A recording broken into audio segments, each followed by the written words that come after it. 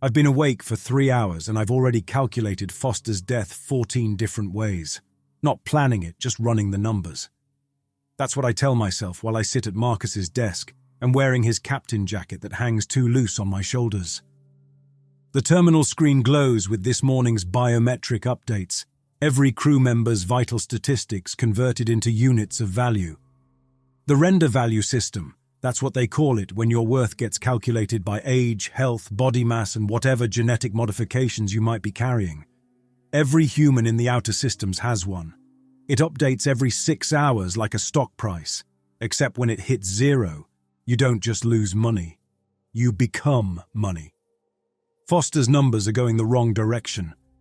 71 years old, down 4 kilograms in the last month, kidney function declining at a rate that makes my spreadsheet cells turn red. His RV sits at 4,300 units, and dropping. The real problem is that number below it, his daily consumption rate. 4,500 units. He costs more to keep alive than he's worth dead. I minimize his profile before I can run the calculation again. 15 times is enough for one morning. The thing about inheriting a salvage ship and 17 million units of compound debt from your dead brother is that you start seeing everyone as numbers. Not because you want to. Because the math is right there, demanding to be solved. Marcus would have found another way. Marcus would have inspired the crew, led them through the insurmountable, made them believe in something beyond the equations. But Marcus is gone, and I'm the one wearing his jacket, sitting in his chair, failing to fill the void he left. Our ship, the Equity, needs 15 crew to run optimally. We're down to 11. My tablet chimes. Emergency beacon, military encryption, 37 hours old. The kind of signal that means a derelict dreadnought is floating out there in the graveyard. That vast field of destroyed ships from the war where we scavengers pick through humanity's corpse. Military salvage means military-grade materials, reactor components, maybe even unused medical supplies. The calculation runs itself, estimated value versus fuel cost to reach it, probability of intact cargo, competition from other salvage crews who've detected the same signal. We could clear 3 months of operating costs if we're first, maybe 4. I pull up the navigation charts. The beacon's coming from Sector 779, just at the edge of our fuel range. Morrison could plot a course that would get us there in 18 hours if we pushed the engines. Except, Morrison disappeared yesterday during a routine hull inspection. Faulty tether clip, according to Thompson's security report. Nobody mentioned that Morrison's RV had dropped below sustainability threshold last week. Nobody mentions a lot of things anymore. So Foster will have to plot the course. Foster, whose brain still works even if his kidneys don't. Foster, who taught navigation at the academy before the quarantine. Before the core worlds decided to seal us out here to die slowly rather than quick. Foster, who costs 200 units more per day than he's worth. The door chimes. Andrew Bishop doesn't wait for permission before entering. He never does. Our salvage specialist has that particular confidence that comes from knowing everyone's price, including mine. He's carrying 2 cups of coffee, which means he wants something. Morning, Dennis. Thought you'd want to know. Picked up an interesting signal about an hour ago. Military beacon Sector 779. I saw it. Course you did. He sets a cup on the desk, careful not to disturb the photo of Marcus I keep face down. Also thought you should know Threshold Station moved up our next payment date. Market adjustment, they're calling it. The coffee turns to acid in my throat before I even taste it. How much did they move it? 30 days. Payments due in a week now. A week. I had a month's worth of barely possible calculations. A week is impossible. The math breaks down completely. He takes a sip of his coffee, casual as discussing weather that doesn't exist in space. That beacon could buy us time. Military salvage split between fewer crew members. We have 11 crew members. We have 11 names on the roster. We have 10 people consuming resources. 9 if Foster keeps declining.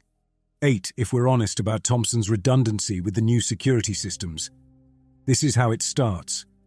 Not with violence or cruelty, but with math. Simple, clean, undeniable math. Foster costs more than he produces. Thompson's skills overlap with automated systems. Morrison already proved that certain accidents solve themselves. The beacon's at the edge of our range, I say, because talking about fuel is easier than talking about people. We'd need Foster to plot the most efficient route. Foster. Andrew laughs, but it's not cruel. That's the worst part. None of this feels cruel anymore. It feels practical. The man who costs us 200 units a day to keep barely functional. You want to trust our navigation to him. His brain still works. For now. But for how long? And at what cost? Andrew stands, leaves his half-finished coffee on the desk. That military salvage could set us up for months, Dennis. But only if we get there first. Only if we make the hard calculations. After he leaves, I return to my terminal, pull up Foster's profile again, run the calculation a 16th time. The emergency beacon blinks on my navigation screen. 33 hours old now. Every hour we wait, the probability of another crew reaching it first increases by 12%. But plotting a course without Foster drops our survival probability by 18%. The math wars with itself, each equation demanding a different sacrifice. I open a new spreadsheet, label it Optimization Projections, because calling it what it really is, a list of who dies in what order, would mean admitting what I've become. Foster's name goes at the top, Thompson below him, then the others, arranged by a formula that weighs their value against their consumption, their skills against their redundancy, their humanity against the mathematics of survival. Marcus's jacket is heavy on my shoulders. I wonder if he felt this weight, if he ran these same calculations. I wonder if that's why he died, because he finally did the math and couldn't live with the sum. I close the optimization spreadsheet and stand up. The decision makes itself. We need that salvage more than we need to preserve Foster's dignity. More than we need to pretend we're not all performing the same calculations I am. The bridge is one deck up. My legs protest the climb, muscle mass down 8% since I inherited this debt. Can't afford the protein to maintain what I don't strictly need. The bridge door recognizes Marcus's biometrics, which are now mine thanks to a black market genomic overlay that cost me 3 weeks of rations. Everything on this ship still thinks I'm my brother. Foster sits at the navigation console, his fingers moving across the displays with the kind of precision that made him legendary at the academy. His hands shake now, mild tremor from the kidney failure, but his mind still cuts through space-time calculations like a scalpel through flesh. Morning, Captain. Nobody calls me Dennis anymore. Captain is easier than admitting Marcus is gone.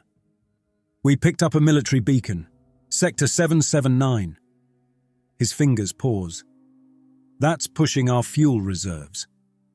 Can you plot a course? He looks at me, and I see he knows exactly what I'm not saying. Foster's been running his own calculations. 18 hours if we burn hard, but that doesn't leave much margin for error.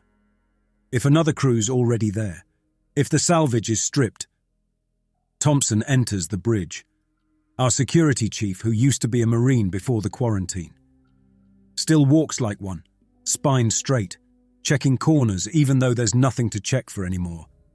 His left hand stays near his hip where his sidearm would be if I allowed weapons on the bridge. I don't. The math on armed crew members in desperate situations doesn't balance. Bishop says we're going after military salvage. Word travels fast, I say. It does when he's already calculating his percentage. Thompson's jaw works like he's chewing something bitter. Morrison's share gets redistributed, I assume. Morrison. Yesterday's accident. Thompson filed the report, but we both know he doesn't believe his own words. Security chiefs notice things like tether clips that fail right when someone's value drops below sustainability. Morrison's share goes to operational costs, I say, which is true but not complete. The rest goes to barely covering 3 days of interest on our debt. Operational costs. Thompson repeats it flat. Empty. David Park's voice comes over the comm. "Captain, breakfast is ready. Should I bring plates to the bridge?" "We'll come to the galley." "Copy that. Though I should mention, protein stores are running low. We're down to emergency reserves unless something changes soon." Something changes. That's one way to describe what happened to Morrison. That's one way to describe what might happen to Foster if his kidneys fail during the salvage operation. Things change. People become protein. Protein becomes survival. Survival becomes another day of calculations. "Set the course," I tell Foster. "Burn hard. We need to be first." His hands return to the console, plotting our trajectory through the graveyard. Every derelict we pass is a monument to the war that ended with the core world sealing us out here to eat ourselves alive. The quarantine, they called it. Like we were diseased. Like starvation and cannibalism were contagious conditions they might catch if they left the gates open. "Course laid in," Foster says. "But Captain, the beacon's military encryption is still partially active. Could be automated defenses. Could be worse. Worse. Could be bait." Thompson shifts his weight, that marine instinct flaring. "Bait for what? Other salvage crews, render pirates, take your pick." Foster's tremor gets worse when he's nervous. "Military beacon stays active this long.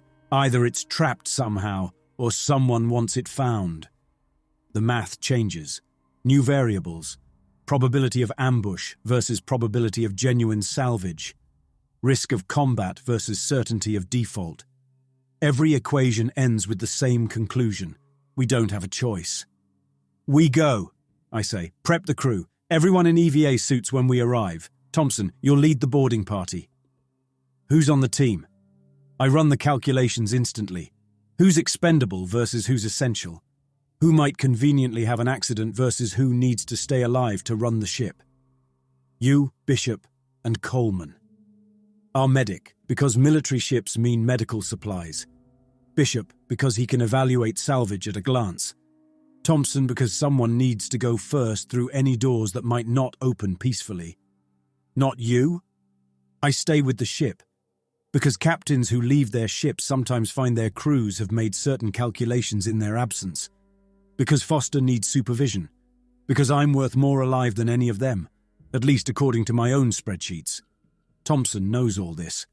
Reads it in the way I don't meet his eyes. "Understood, Captain."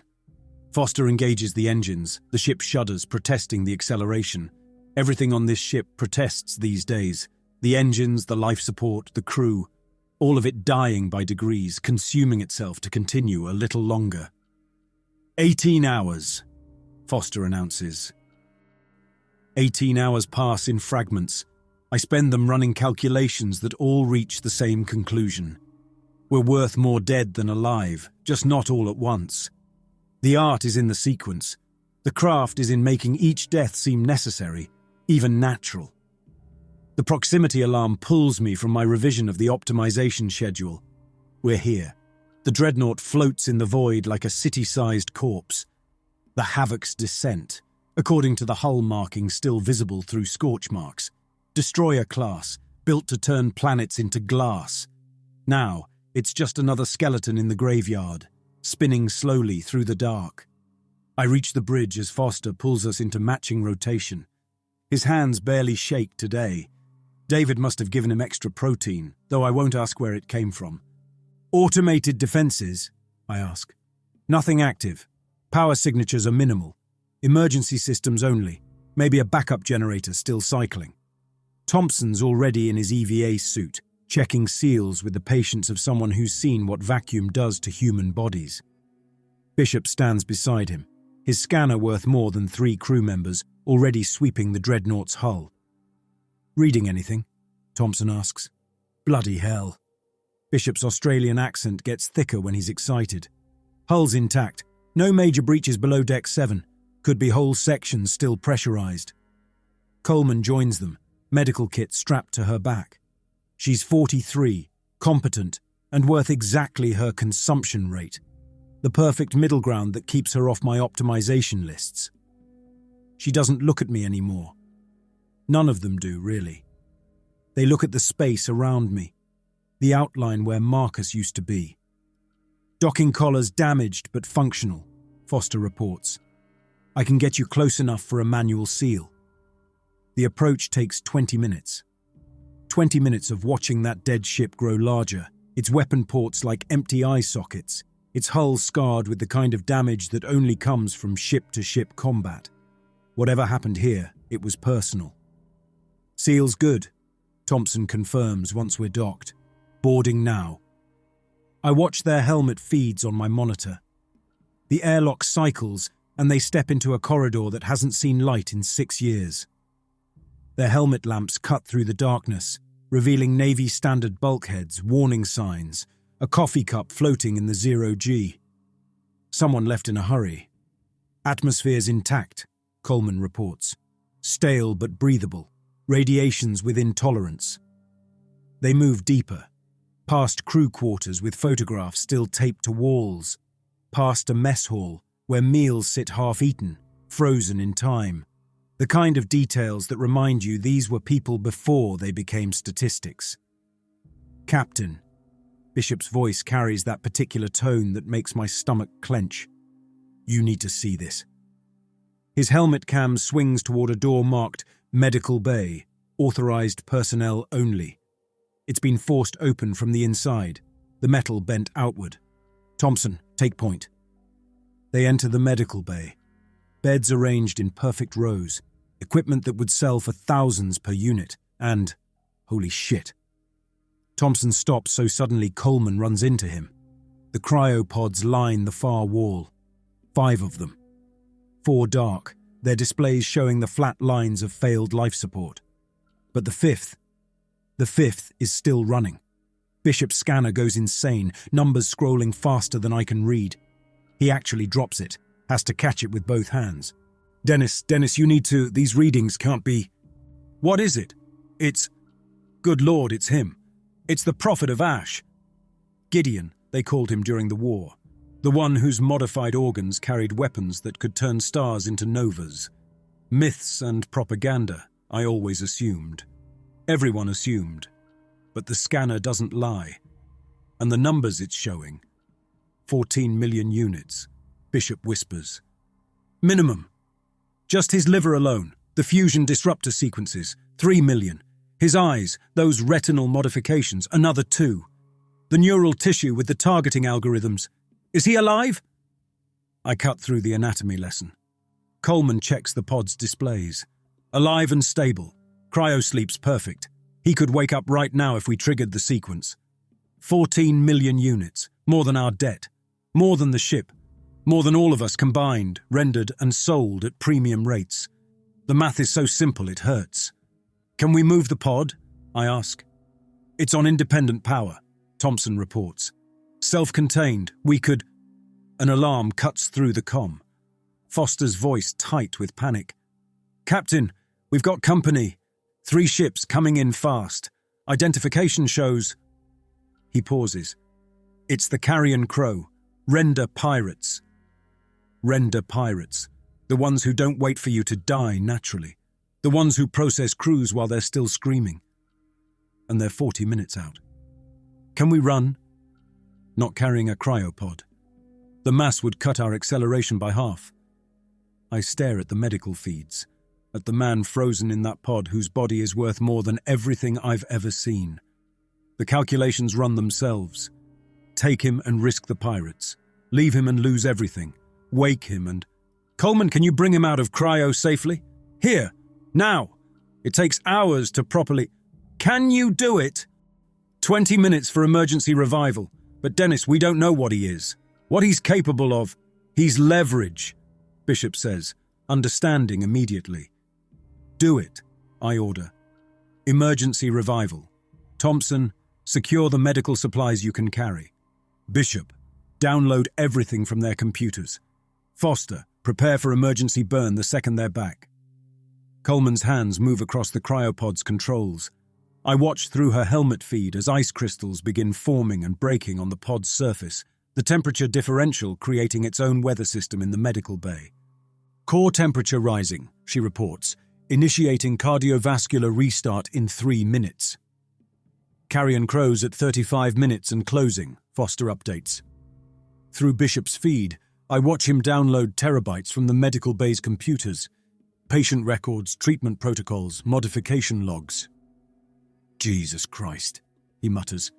Dennis, according to these files, they did 43 separate augmentation procedures on him. His organs aren't just modified, they're completely rebuilt. Bioprinted from scratch with integrated weapons tech. Weapons that work? Weapons that could turn our reactor into a small sun, if he thinks the right thoughts in the right sequence. Thompson hauls medical supplies to the airlock, prioritizing by value per kilogram. My kind of thinking, though he'd never admit it. We should leave him, he says over the comm. Take what we can and run. We can't outrun them carrying anything, Foster responds. The mass calculations... I know the bloody calculations, Thompson snaps. I'm saying we take our chances. Whatever this thing is, it's not worth... 14 million units, Bishop interrupts. That's what he's worth.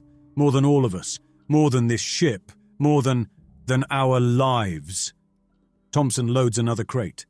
Because that's the real calculation, isn't it? How many of us is he worth? All of you, I think, but don't say. The math is clear on that point. Neural activity, Coleman announces. He's beginning to dream. Through the monitors, I see the pod's displays changing from flat lines to waves, heart rate climbing, respiratory system engaging, a human being reassembling itself from near death, one biological system at a time. Dennis, Andrew Bishop's private channel clicks open. I've got 3 buyers already interested, just based on the preliminary scans. We could partition him right here, take the liver and eyes, leave the rest. 4 million units easy, and we'd be gone before the pirates arrive. The calculation is clean. 4 million pays significant debt, keeps us ahead of the render schedule. A sedated body can't negotiate or resist. The pirates would find a corpse and some missing organs. Unfortunate, but not worth pursuing. Movement, Coleman says. His eyes are open. Through her feed, I see them. Eyes that aren't quite human anymore. The iris is modified with geometric patterns that recalibrate like camera lenses.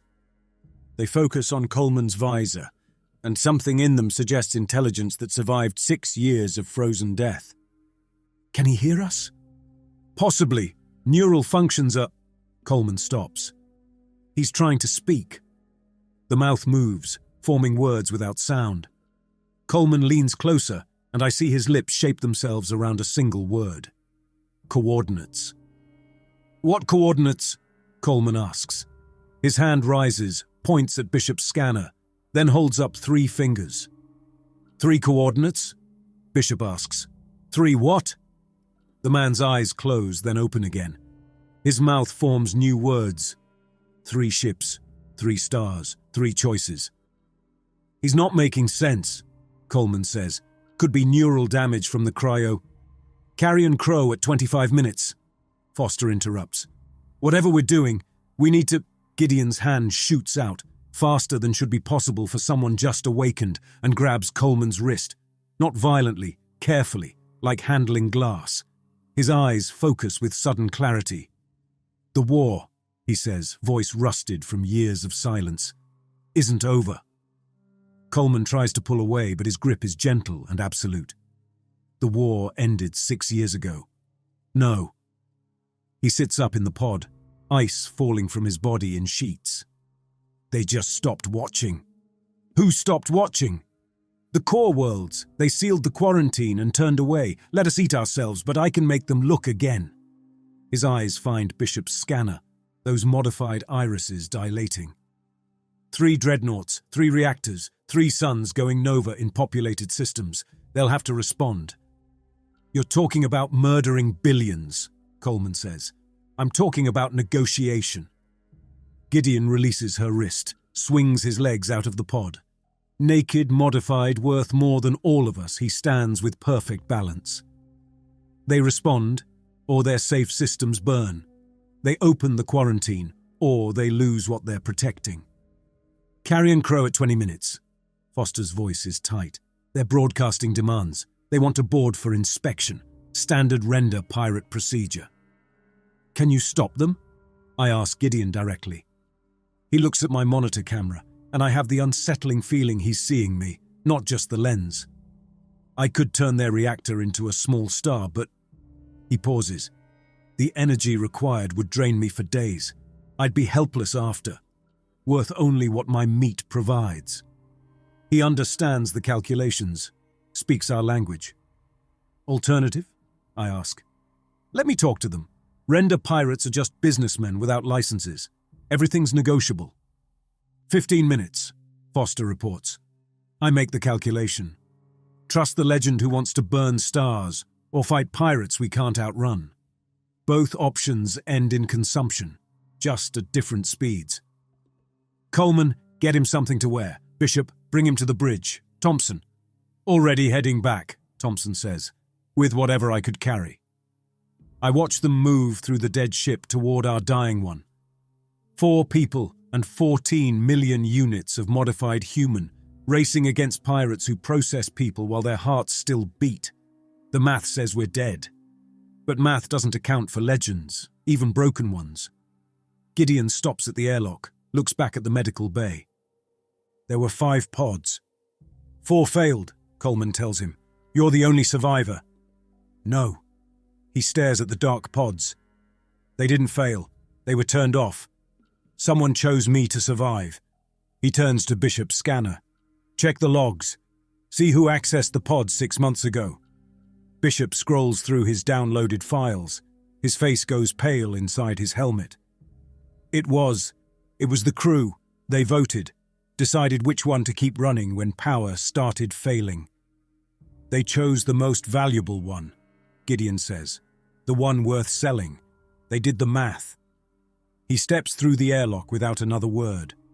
Behind him, 4 pods hold 4 corpses who died because their modifications weren't worth enough to justify the power cost of keeping them alive. 10 minutes, Foster announces. The render pirates are hailing us now, their captain's voice oily with false courtesy. Salvage vessel equity. Prepare to be boarded for standard inspection. Any resistance will be interpreted as hostile action. Standard inspection. That's what they call it when they evaluate your crew for processing potential. When they calculate who's worth taking alive and who's better as immediate protein. Gideon's on the bridge now, wearing Thompson's spare coveralls. He looks almost normal except for the eyes, those modified irises that track everything at once. He approaches the communication console. Let me talk to them, he says. I could say no. Could run the traditional calculations, fight, flee, surrender. But traditional calculations got us here. Foster, open the channel. The screen fills with Captain Zhang of the Carrion Crow. She's maybe 50, with scars that suggest she's survived her own calculations. Her bridge crew lurks behind her, all wearing the kind of smiles that come from knowing exactly what you're worth per kilogram. She sees Gideon, and her smile falters. Hello, Zhang, Gideon says. I believe you knew my sister. You processed her 3 years ago at Harmony Station. Zhang's face drains of color. Everyone knows the Prophet of Ash had a sister. Everyone knows what happened to those who took her. You're supposed to be dead, Zhang manages. I was, now I'm not. And I'm worth 14 million units alive or nothing dead because the moment you process me, the coordinates I carry die with me. Coordinates to 3 supply caches from before the war. Enough food and medical supplies to feed a crew for years. Real food, pre-war food. It's a lie, has to be. But Zhang's crew is leaning forward, hungry for the possibility. Prove it, Zhang says. Gideon recites numbers from memory. Coordinates that Foster's navigation system confirms as real locations. Deep in the graveyard, where the fighting was thickest. Where no one goes because the radiation would cook you before you reached anything valuable. My modifications protect me from radiation, Gideon says. I can retrieve those supplies, partner with me and eat real food, process me and eat each other. I watch Zhang's face work through the math. The certain value of processing us now versus the possible value of pre-war supplies. Immediate profit versus long-term survival. 5 minutes to intercept, Foster whispers. I'll give you one cache location, Gideon continues, as proof of good faith. You verify it, we split the salvage, and I give you the second location.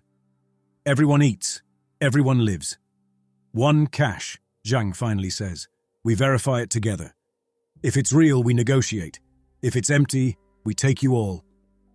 Deal, Gideon says before I can object. The channel closes.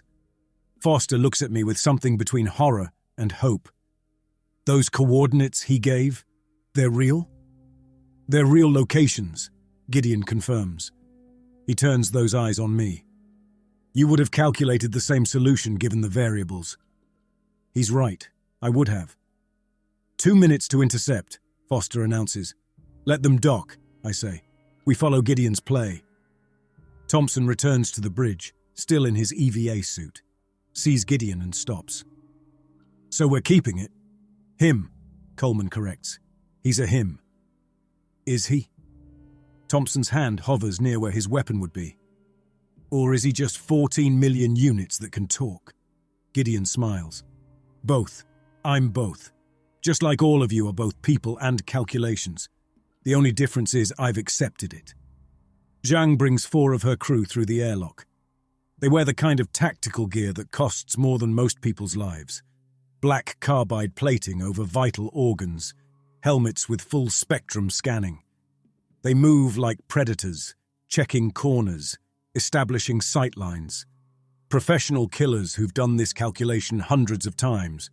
Equity crew, line up for inspection, Zhang announces. Her voice carries the casual authority of someone who's never had her math questioned. We comply. What else can you do when the people evaluating your worth carry pulse rifles and molecular cutting tools? Thompson stands rigid, military bearing even now. Foster tries to hide his tremor. Coleman keeps her medical bag close, as if it might protect her. Bishop's already calculating angles, distances, probably figuring which direction to run if this goes wrong. David Park stands at the end of our line, hands clasped in front of him like he's waiting to serve a meal instead of potentially become one. Zhang's lieutenant, a mountain of a man with facial scars that map some personal war, runs a handheld scanner over each of us. The device chirps our values. 4,300, 6,200, 7,800. We're just numbers with pulses, waiting to be optimized. Gideon hasn't moved from his position by the navigation console. He watches Zhang with those modified eyes, unblinking. The Prophet of Ash, Zhang says, approaching him. You know, your sister begged at the end, said you'd come for us. Did she? Cried about family, about mercy, all that human shit that doesn't matter when the math is clear. Zhang signals her team to spread out, covering all exits. She was worth 40,000 units processed. Good clean meat, no diseases, young enough that the protein was premium grade. Gideon tilts his head slightly. What was her name? What? My sister. What was her name? Zhang laughs. How the hell would I know? She was inventory. Sarah, Gideon says quietly. Her name was Sarah. She played violin, badly but with enthusiasm. She laughed at her own jokes. She was allergic to synthetic strawberries but ate them anyway because she liked how they tasted. She was a person. She was meat that could talk, Zhang corrects. Just like you, just like all of us. The only difference is some meat's worth more than others. She raises her scanner toward Gideon. Let's see what makes you so special. The scanner touches Gideon's chest. What happens next takes exactly 4 seconds. Gideon's hand moves in a pattern I can't follow. Zhang's scanner explodes in her hand, taking most of her fingers with it. The pulse rifles discharge into their owners, boring holes through that expensive armor like it's paper. The lieutenant's helmet cracks from the inside. Something wrong happening to the atmosphere contained within it. Zhang drops to her knees, staring at the ruin of her hand. The rest of her crew is already dead, their bodies opened in ways that suggest their own equipment turned against them.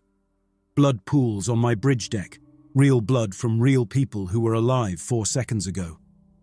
The fusion disruptor protocol, Gideon says conversationally, was designed to turn ship reactors into weapons. But organic bodies run on electrical impulses too. Smaller scale, but the principle's the same. He crouches in front of Zhang. Your nervous system is burning itself out right now. Every signal from your brain is amplifying, feeding back, creating loops that will cook you from the inside. It takes about 90 seconds. Zhang tries to speak, but only manages a wet sound. Her remaining hand claws at her throat. I could stop it, Gideon continues, the same way I started it. But that would be mercy, and mercy doesn't factor into your calculations, does it? Thompson moves toward his security station, probably thinking about the weapons locker. Gideon doesn't even look at him. I wouldn't, Thompson. Your pacemaker is Chinese military surplus installed 3 years ago after that incident on Ganymede. Would you like me to optimize its performance? Thompson freezes. How do you know about... I can feel every electrical system within 50 meters. Every implant, every device, every augmentation. Coleman, your neural booster that helps with surgical precision. Foster, the kidney dialysis pump that's keeping you functional. Bishop, that black market scanner you think no one knows about. The one wired directly into your optic nerve. Gideon stands, leaving Zhang to twitch on the floor. I could turn any of them into weapons, or simply turn them off. Zhang stops moving. 90 seconds, just like he said. The Carrion Crow has a crew of 18, Gideon continues. Were. Now it's 14. They'll wonder why their captain hasn't reported back. In approximately 6 minutes, they'll attempt contact. When that fails, they'll either board in force or destroy us as a precaution. Unless what? He smiles, and it's the most human expression I've seen from him. Also, the most terrible. Unless their captain reports success, tells them to stand down. Fortunately, Zhang was very thorough in her augmentations. Voice box modifier for intimidation, with full recording and playback capability. He touches Zhang's throat, and her dead mouth moves. Her voice, perfect and clear, emerges. All secure. Equity crew neutralized. Beginning transfer of assets. The Prophet was lying. No supply caches. Just another desperate gambit. We're processing the crew now. Send the harvest team. A voice comes back. Copy that, Captain. Harvest team prepping. ETA 12 minutes. Gideon closes the channel and turns to me. Dennis, I need you to understand something. What happens next, it's not justice. It's not revenge. It's mathematics. Zhang's crew calculated that we were worth more as meat than alive. They're about to learn their arithmetic was flawed. Thompson and Bishop are already moving the bodies, their faces careful blanks. You developed that expression after a few months in the graveyard. The one that says, you're not really here, not really doing this. Morrison wore the same face the day before his accident. How many? I asked Gideon. 14 left on the Carrion Crow, 6 in the harvest team that's coming, 8 staying with their ship. You're going to kill them all. I'm going to give them the same choice they gave us. Submit to processing or resist and be processed anyway. The only difference is I'll make it quick. Coleman looks up from the medical supplies she's sorting through. Zhang's crew came well equipped. You don't have to do this. We could negotiate, find another way. There is no other way. Gideon's eyes shift, those geometric patterns rotating like broken kaleidoscopes. That's what your 6 years should have taught you. There's only the math. And the math says 14 people who process other humans for profit are worth exactly their protein value. The airlock cycles. The harvest team is here. They come through confident, relaxed. Why wouldn't they be? Their captain cleared the ship. 6 people in light tactical gear, carrying the tools of their trade. Molecular saws for precision cuts. Preservation units for valuable organs, body bags that maintain cellular integrity during transport. Professional butchers dressed like medics. Their leader, a man with the kind of dead eyes that come from processing too many still warm bodies, looks around the bridge, sees the blood but no bodies. Captain Zhang, he calls. Gideon steps forward. She's in the weapons bay, overseeing special processing. The Prophet of Ash. Turns out his organs need particular handling. The man relaxes slightly. Special processing makes sense for 14 million units of modified human. She wants us there. All of you. It's delicate work. They follow him. We follow them. A procession towards slaughter, everyone knowing except the ones who need to know. Foster stays on the bridge, watching through security feeds. I hear him whisper something that might be a prayer, or might be calculations of his own. The weapons bay doors open. Thompson and Bishop have been efficient. The bodies are already on the tables we use for breaking down salvage. The processing equipment Morrison installed 3 months ago gleams under the harsh lights. Everything ready for rendering. The harvest team sees the bodies, processes the implications, reaches for weapons. They're dead before they can draw them. Gideon doesn't move this time, doesn't gesture. He just thinks, and their augmentations turn against them. The leader's ocular implants burst, sending fragments into his brain. Another man's artificial heart reverses its rhythm, pumping blood backward through his system. A woman with reinforced bones discovers that the reinforcement material conducts electricity remarkably well when properly stimulated. 6 people become 6 corpses in less than 2 seconds. Waste not, Gideon says to Bishop. Process them all. The equity crew needs the protein. Bishop looks at me. I nod. What else can I do? Refuse to use the resources? Let them rot while my crew starves. The math doesn't support squeamishness. Right, Bishop says. Thompson, give me a hand. This is at least a week's worth of supplies. They start working. I've seen them do this before. With Morrison, with others who've had accidents. The mechanical efficiency of it. The way they reduce humans to components with ease.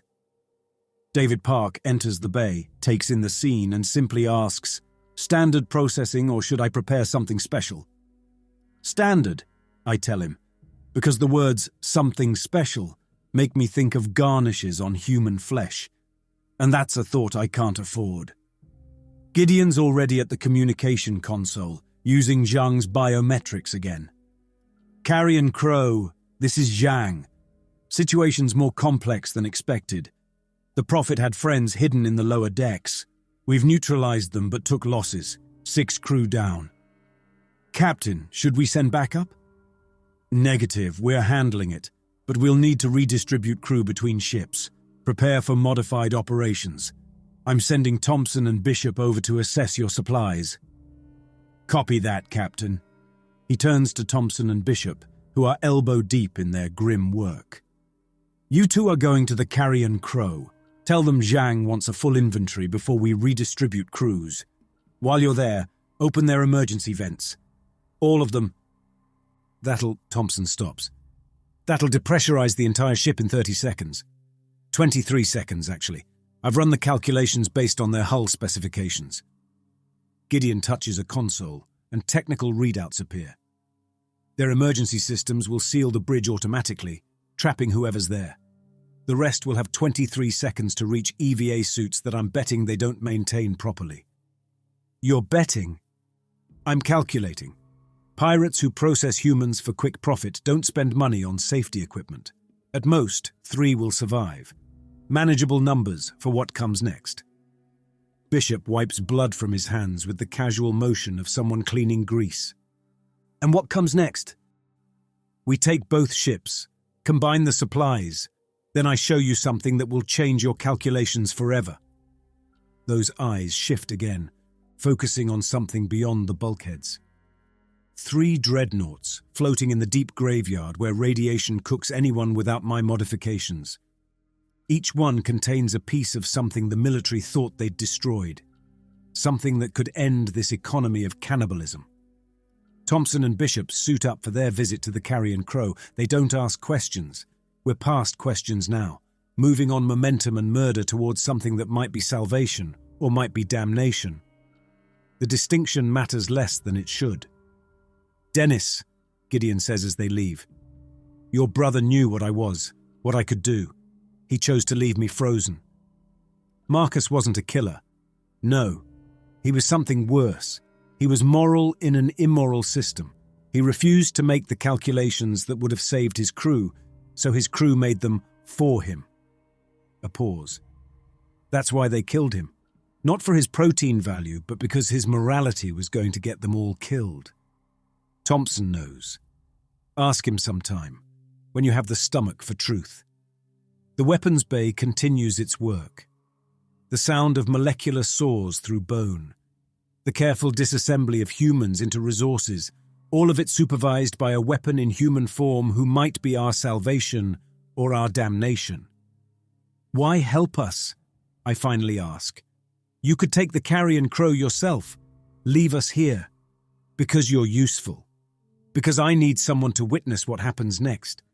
Because... He pauses, and for a moment something almost human flickers in those modified eyes. Because Sarah would have helped you. She always believed people could be better than their calculations. I'm going to prove her wrong, but I'll do it in a way she might have understood. Through the security feed, I watched Thompson and Bishop board the carrion crow. Watch them lie with about inventory and redistribution. Watch them move toward the emergency vents with the casual confidence of men who've done worse things than murder 8 people with decompression. The math says this is necessary. The math says this is survival. The math says nothing about the weight that settles in my chest, heavy as debt, as I watch us become the monsters we've been calculating ourselves to be all along. 3 days out from where we killed the pirates, I finally asked Thompson about Marcus. We're in the Carrion Crow's bridge. Their ship has better navigation systems, so we're using it as our lead vessel, while the Equity follows on autopilot. Thompson's been avoiding me since the decompression incident, but there's nowhere to hide in a ship this small. Gideon says you know what really happened to my brother. Thompson's jaw works like he's grinding steel between his teeth. Does it matter? It does to me. He turns from the weapons console he's been needlessly recalibrating for the past hour. Your brother was going to get us all killed. Happy? He refused to make the cuts, refused to optimize the crew, said we'd find another way. There's never another way. So you killed him. I didn't pull the trigger, nobody did. His tether was already worn, we just didn't mention it during the last inspection. Let probability handle the rest. Thompson looks at me with eyes that have made too many calculations. He would have let Foster die of kidney failure while eating full rations, would have kept Morrison on despite redundancy, would have run us into bankruptcy trying to keep everyone alive. And the crew agreed. The crew survived. That's agreement enough. I want to be angry, want to feel the rage that should come from learning your brother was murdered by consensus. But all I can manage is understanding. The math supports their decision. Marcus's mortality rate was unsustainable. He knew, Thompson adds quietly. The morning he died, he updated his will, left everything to you. Not because he loved you, but because he knew what you were. Someone who could do what he couldn't. Through the viewport, Gideon's coordinates resolve into a nightmare. We've arrived at what the navigation charts call Rubble Field 77 Alpha. But what it really is a graveyard within a graveyard. 3 dreadnoughts, each the size of a small city, locked together in their final moment of mutual annihilation. The righteousness, the absolute truth, and the final argument. Their names still visible on hulls that have been twisted into modern art by whatever weapons they used on each other. The radiation scanner screams immediately. Foster, piloting from the Equity, radios over. We're reading 800 rads at this distance. Those ships are hot enough to cook us in minutes. Hold position at safe distance, I order. Both ships. Gideon enters the bridge, already wearing an EVA suit that looks different from our standard gear. Military prototype, he explains. Radiation absorption and conversion. The same energy that would kill you powers my modifications. I'll be stronger in there than I am here. What are you looking for? Activation codes. The 3 dreadnoughts were testing a new weapon system when they turned on each other. Automated fighter drones with quantum-linked navigation. Thousands of them, hidden in their hulls. Dead now, but the activation codes could wake them up. Bishop, listening from the cargo bay where he's still processing yesterday's harvest, cuts in over comm. Wake them up for what? To send them home. Gideon checks his suit seals. 3,000 fighter drones, each carrying fusion warheads, quantum-linked to navigate to their preset targets. The core worlds. You're talking about genocide, Coleman says from the medical bay. I'm talking about negotiation. The core worlds quarantined us out here to die slowly, threw away 40 billion people rather than share resources. They'll only notice us if we become a threat to their calculations. And if they don't negotiate, I ask, if they just let the drones hit, then they learn what we've learned, that everyone's meat in the end. Their clean cities will burn, and maybe humanity gets to start over, or maybe it just ends. Either way, the math resolves. He moves toward the airlock. I follow, needing to understand something I can't quite calculate. Why tell us? You could have lied, said you were getting supplies, medicine, anything. He stops at the airlock door. Because you're going to let me do it anyway. Because your calculation is simple. I'm going to give you what's in those ships' medical bays. Real supplies, pre-war food, medicine that actually works. Enough to pay your debts and live comfortable for years. All you have to do is nothing. While you commit genocide. While I balance the equation, 40 billion of us are dying out here slowly, eating each other to survive. 3 billion of them live in comfort, pretending we don't exist. The math demands correction. He's right. I'm already calculating what those medical supplies mean. What real food tastes like. What it would feel like to not wake up running survival calculations every morning. My crew could live, actually live, not just survive another day. How long? I ask. 6 hours. The radiation will slow me down, but it won't stop me. Have the cargo bays ready. I'll bring back everything that isn't nailed down. He cycles through the airlock. Through the viewport, I watch his suit's thrusters engage, carrying him toward the twisted metal embrace of 3 dead giants. The radiation levels spike just from proximity. 1,200 rads, 1,500, 2,000. Enough to kill a normal human in seconds. But Gideon isn't normal, hasn't been for years. Dennis, Foster radios from the Equity. We should leave, take both ships and run. Let him die in there. He'd survive, and then he'd find us. Maybe, but at least we wouldn't be complicit. Complicit. As if we haven't been complicit since the day we started calculating each other's render values. As if Morrison's death wasn't complicity. As if processing 20 pirates wasn't complicity. We're so far past complicity that the word has lost meaning. We wait, I decide. We take what he gives us. We survive. And the 3 billion people in the core worlds, they're not our people. They made that clear when they sealed the quarantine. David Park's voice crackles over comm. I've prepared the cargo bays, both ships. Whatever he brings back, we can store it. Even David, gentle David who feeds us all with careful love, has made his calculation. 3 billion strangers against his crew's survival. The math is clear. 4 hours in, and the waiting is worse than the deciding. We've split between the 2 ships to maintain systems. Coleman finds me in the Carrion Crow's medical bay, where I've been cataloguing what the pirates had. Good supplies, actually. Surgical gear, antibiotics that haven't expired. Even a few doses of anti-radiation meds that might buy someone an extra hour in a hot zone. Foster's kidneys are failing faster, she says without preamble. The stress of the last few days accelerated the decline. Maybe 2 weeks left, optimistically. You're telling me this why? Because in 2 hours, Gideon will bring back medical supplies that could save him. Real dialysis equipment, maybe even replacement organs in stasis. And we're going to take them, knowing what he's planning to do with those codes. I turn from the inventory. Coleman's face carries the kind of exhaustion that sleep won't fix. You want me to feel guilty about it. I want you to acknowledge what we're doing, not hide it behind calculations and necessity. We're trading 3 billion lives for Foster's kidneys. We're trading 3 billion strangers for our family. Family? Morrison was family. We processed him 3 days after his accident. Bishop already had buyers lined up before the body was cold. Morrison was already dead. Was he? Or did we just calculate that he would be, so we helped the probability along? She moves closer. Just like Marcus, just like those pirates, just like those 3 billion people who don't know they're dead yet. Through the comm, Foster's voice crackles. Gideon's moving. Looks like he's heading to the medical bay of the Righteousness. I key the response. Copy that. Keep tracking. Coleman hasn't moved.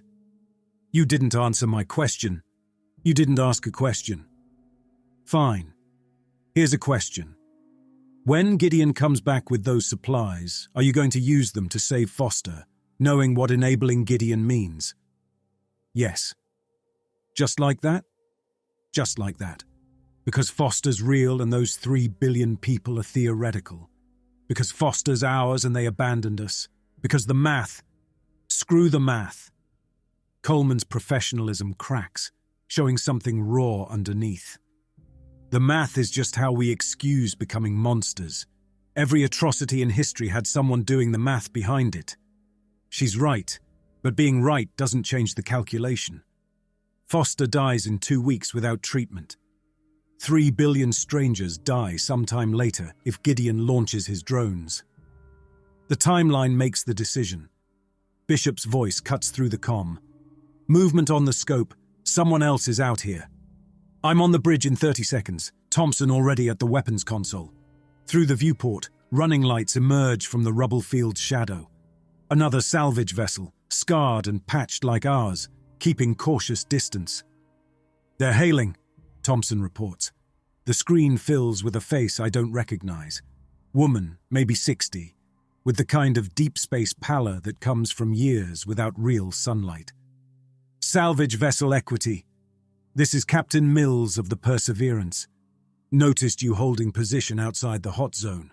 Smart. We tried to crack it last year. Lost 2 crew to radiation poisoning before we pulled back. What do you want? I ask. Want? Nothing. Just letting you know we're here. Professional courtesy. The graveyard's big enough for all of us. She pauses, studying something off-screen. Though I'm curious why you're waiting. Nothing in there worth dying for. Thompson mutes our end. She doesn't know about Gideon. Or she does, and she's fishing. We're saved from deciding by Gideon's voice on the emergency channel. Dennis, I've found something you need to see. Can't exactly join you in there. Remote feed. Sending now. My console lights up with his helmet footage. He's in what was once a medical bay. Bodies float in the 0G, preserved by the cold and radiation. Military medical staff frozen at their posts. But that's not what he wants me to see. The stasis units along the wall are still functioning, powered by some inexhaustible emergency supply. Inside, visible through frosted glass, are organs. Hearts, lungs, kidneys, all perfectly preserved. All completely unmodified. Pre-war genetics from before the render economy turned human bodies into calculated commodities. There's more, Gideon says, moving deeper. Enough to outfit a small hospital, and... He stops at another unit. Embryos, 2,000 human embryos, genetically diverse from before the quarantine. Captain Mills chooses that moment to hail again. We take the call, because not taking it would raise suspicion. Just wanted to warn you, she says. We've been tracking radiation spikes from those wrecks. Something's moving in there. Could be automated systems coming online. Could be worse. Might want to pull back. Appreciate the concern, I manage. We're all just trying to survive out here. Her eyes are calculating, despite the friendly tone. Though if you found something valuable in there, might be worth discussing a partnership. My crew's good with hot salvage. We've got rad suits that can handle maybe half that exposure. Half would kill them in minutes. She's fishing, trying to figure out why we're really here. We'll consider it, I say. Give us time to assess. Time's the one thing we've all got too little of. She cuts the connection. Thompson immediately starts calculating firing solutions. If they move closer, They won't. Gideon interrupts over comm. They can't survive the radiation, but they'll wait to see what we bring out. Be ready. Another 2 hours. Gideon loads a cargo sled with medical supplies, moving through the radioactive wreckage like it's a garden. His suit's radiation counter gave up trying to measure the exposure an hour ago. It just reads "fatal" in red letters. Foster's kidneys choose that moment to shut down completely. Coleman calls it over comm, her voice professionally calm. He's in full renal failure. I can keep him alive for maybe 6 hours with what we have. After that, he's dead unless Gideon brings back dialysis equipment. Which he will, Bishop adds, for the low price of 3 billion souls. You want to vote on it? I ask, not really asking. Want to make it democratic? All in favor of letting Foster die to keep our conscience clean? Silence. All in favor of taking the supplies and living with the consequences. More silence, but the kind that means agreement. Motion carries, I say, mocking the parliamentary procedure Thomas Wright would have insisted on if he were here. But Wright transferred 2 months ago, another convenient accident, and his forms and procedures went with him. Through the viewport, I watch the Perseverance edge closer, testing our response. They pull back when Thompson powers up our weapons, but they don't leave. Vultures waiting to see what falls from our table. Gideon's hauling the sled now, its cargo pods bulging with salvation. Real food in sealed containers, medicine with unbroken cold chains. Those embryos sleeping through the apocalypse, waiting to wake up in a world that might not exist if Gideon gets his way. 1 hour, he reports. Loading final supplies now. Be ready to move as soon as I'm aboard. Gideon emerges from the radiation field like something born from it. The cargo sled follows on autopilot, 3 tons of salvation packed into sealed containers. Cargo Bay 2, I tell him. David's waiting. The Perseverance immediately reacts, thrusters firing to maintain their observation angle. They want to see what we're bringing in. Gideon's in the airlock now. The decontamination sequence runs, though it's pointless. His suit has absorbed enough radiation to register as a small reactor. But not the cargo. The sled rides in Gideon's shadow. His suit's field projectors throw a cone that soaks stray neutrons, and down converts hard gammas into heat. The pods themselves are mil-spec medlockers, boron carbide over a polyethylene water jacket, built to keep working under prompt radiation. Bay dosimeters stay at background when the sled crosses the threshold. Hot dust is the killer, not shine. We skin the pods in the airlock. Ablative film peels, air knives shear the outer micro layer into a jettison drum that'll sit in quarantine until the tick dies. Inside, the stasis cradle's red clean. When the inner door opens, he steps through still glowing, steam rising from the suit's surface as it vents excess heat. The codes? I ask. He holds up a data cylinder, military grade, hardened against everything including the heat death of the universe.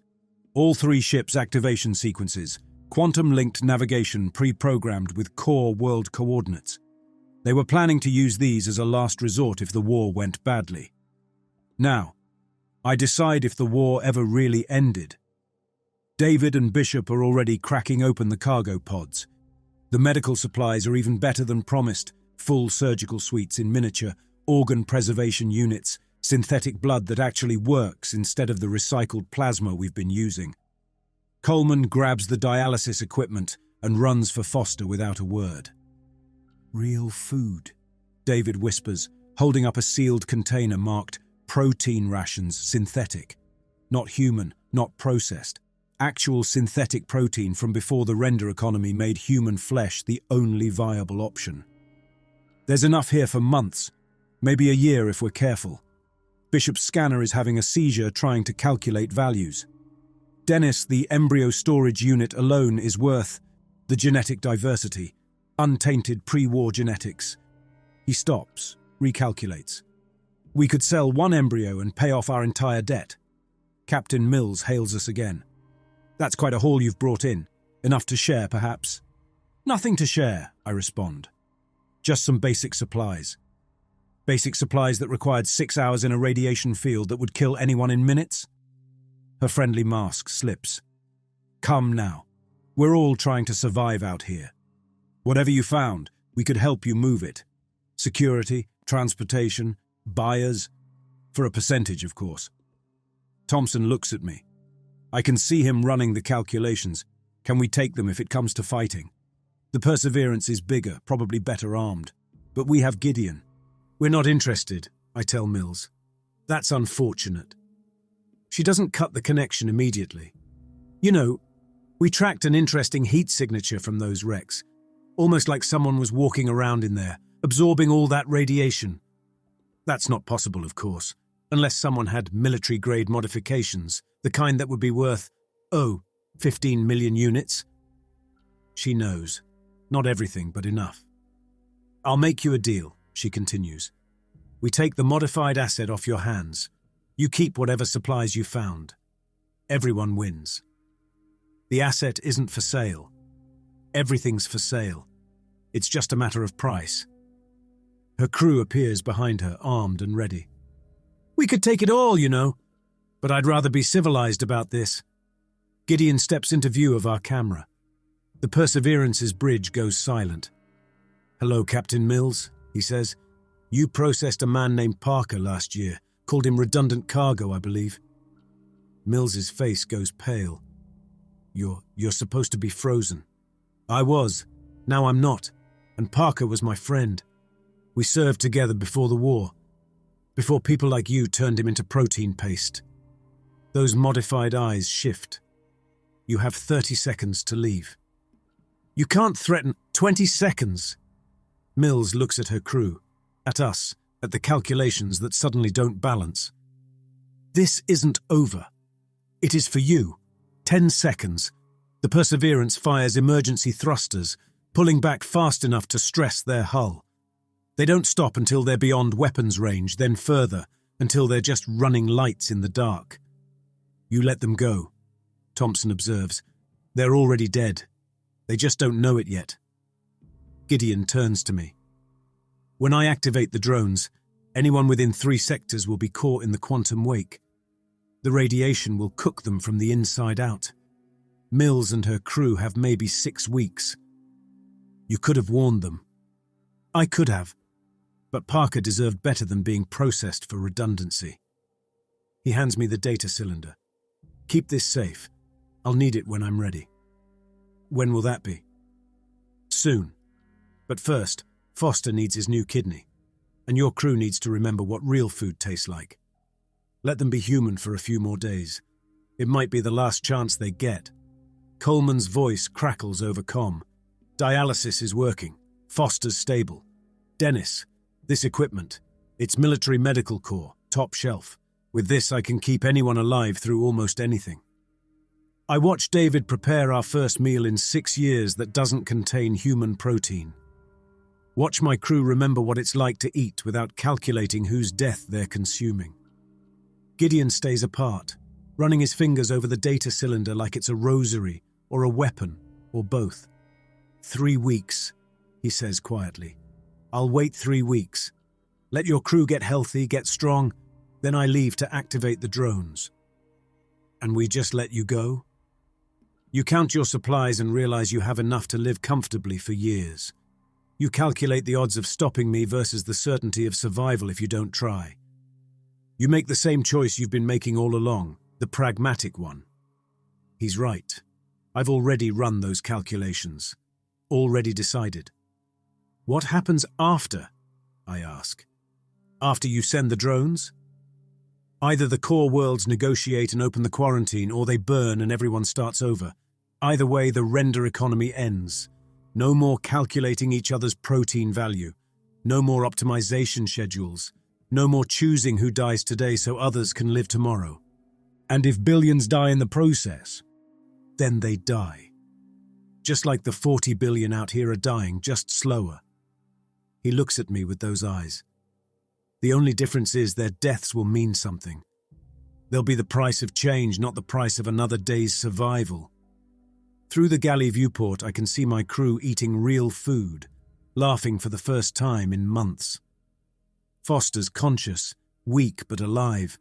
Coleman checking his vitals between bites. Even Thompson has relaxed, allowing himself this moment of normal humanity. 3 weeks of this. 3 weeks of being people instead of calculations. Then Gideon leaves and the universe changes one way or another. 3 weeks changes everything and nothing. Foster walks without assistance now, his new kidney functioning at 97% efficiency. Coleman's been using the medical supplies to correct years of accumulated damage. Thompson's heart, Bishop's liver, David's malnutrition. We're healthier than we've been since the quarantine began. We're also accomplices to what's about to happen. Gideon stands in the Carrion Crow's airlock, wearing the same coveralls he's worn for 3 weeks, but underneath them his body has continued changing. The radiation did something permanent. His skin has a luminescence now, like phosphorescent algae. His eyes barely look human anymore. The Equity's fuel reserves should last 18 months with conservative use, he says. The food supplies, longer. You don't have to do this, Coleman says, but even she doesn't believe it. I do, though. That's what everyone keeps missing. Someone has to break the equation. He holds up the data cylinder. 40 billion people are eating each other to survive while 3 billion live in comfort. The math demands correction. Thompson steps forward. What if they call your bluff? What if they let the drones hit? Then they've made their calculation, just like you've made yours. He's right. We decided 3 weeks ago, the moment we took those supplies. Every meal we've eaten, every treatment Coleman's administered, every day Foster's lived with his new kidney, all of it bought with silence about what we know is coming. The quantum wake from the drone activation will be visible for light years, Gideon continues. The radiation pulse will sterilize everything within 3 sectors. Don't be within 3 sectors. Where will you go? I ask. After? Nowhere. The activation requires full integration with the drone network. I'll upload my consciousness into their matrix to guide them through the quarantine barriers. There won't be an after, not for me. He's been planning to die this whole time. Somehow that makes it worse, knowing this isn't revenge but sacrifice. Or maybe that makes it easier to let him go. Sarah would have tried to stop me, he says, looking at the stars beyond the airlock. She believed people were better than their calculations. But you're not, are you? You're exactly what the math says you are. None of us deny it. He boards the Carrion Crow. We've spent 3 weeks cleaning the blood from its decks, restocking its supplies, making it ready. The pirate's ship will carry a different kind of pirate now, one who steals futures instead of protein. Dennis, he calls from their bridge. When your crew asks, tell them I forced you. Tell them you had no choice. It's even partially true. They won't ask. They already know. Yes, that's why I chose you. Not because you're good people, but because you're honest about not being good. He begins the undocking sequence. The docking clamps release. The Carrion Crow drifts free, then engages engines. We watch it shrink into the dark, carrying 14 million units of weaponized human toward either humanity's redemption or its ending. So that's it? Bishop asks. We just go back to salvaging? We go back to surviving, I correct, with full bellies and functioning organs and enough supplies to last years. That's what we bought with our silence.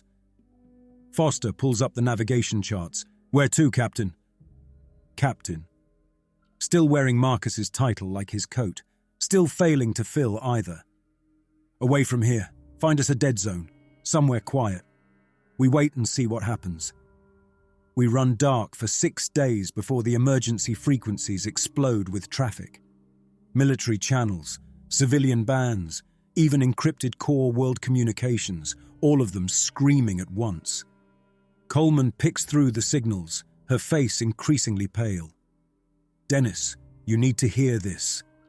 The transmission is from the core worlds, broadcast on all frequencies. Confirmed impacts on New Geneva, Prosperity Station, and Eden Prime. Casualty estimates exceed 2 billion. The quarantine barriers have been compromised. Repeat, the barriers are down. All sectors are now considered hostile space. The render economy is suspended pending emergency restructuring. 2 billion. Not 3, but still. 2 billion. He did it, Thompson says quietly. The crazy bastard actually did it. More transmissions flood in. The core worlds are mobilizing, sending fleets through the broken quarantine barriers to secure resources before total collapse. The render economy isn't ending. It's expanding. Now everyone's meat, not just us in the outer systems. There's more, Coleman says, pulling up another signal. This one's different. A personal message, encrypted, addressed to the Equity. Gideon's voice recorded before the activation. They called my bluff. Offered me a deal. 30% resource allocation increase for the outer systems in exchange for standing down. 30% of nothing is still nothing.